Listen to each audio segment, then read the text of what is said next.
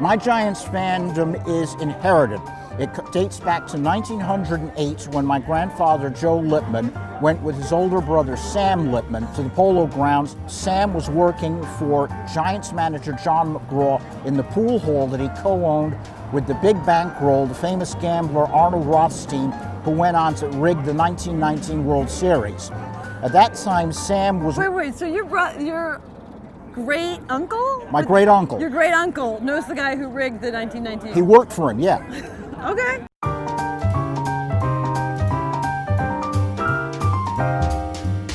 The San Francisco Giants traveled across the country to take on the Mets here in New York this week. But before the series gets started, we've come to the site of the Old Polo Grounds, which was home to the New York Giants for most of their history until they moved west after the 1957 season.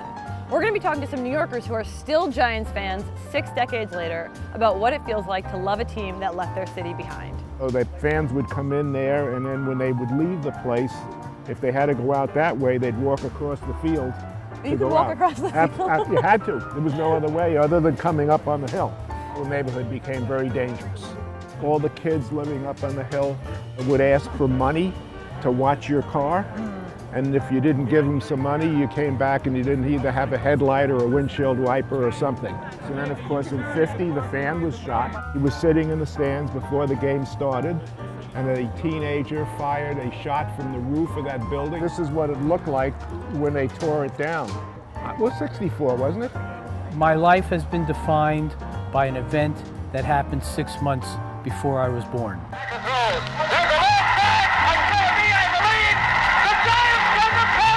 When Bobby Thompson hits that home run, my mother was watching the game, and I was in there. And now you're as stuck as a Giants fan? I'm stuck.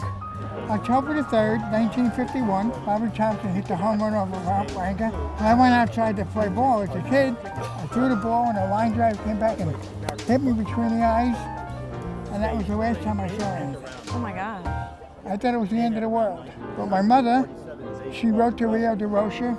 She gets a letter from DeRocha during the winter saying that we'd love to have Ed come over and meet the team. What did you think when they moved? Were you sad?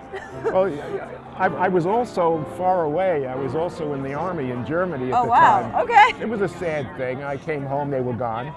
Yeah. They had to go. Why are you here? Well, it's this is Mark Melanson, by the way.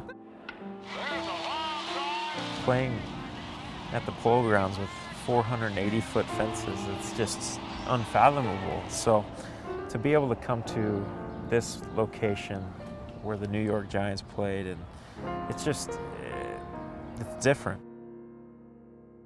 Baseball's a unique thing in the sense that the history really carries the game. The game is never over. Even when the fat lady is done with the song, there's still a chance. Yeah. There's still a hope. And if you just believe strong enough and want it more than everybody else, you can still get there.